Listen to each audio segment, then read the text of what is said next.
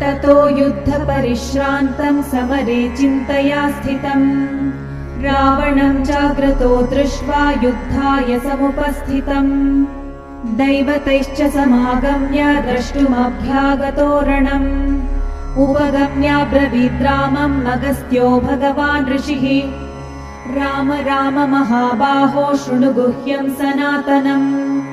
येन सर्वनरीन् वत्स समरे विजयिष्यसि आदित्यहृदयं पुण्यं सर्वशत्रुविनाशनम्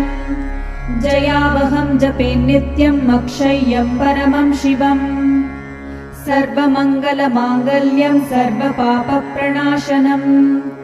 चिन्ताशोकप्रशमनम् आयुर्वर्धनमुत्तमम् रश्मिमन्तं समुद्यन्तं देवासुर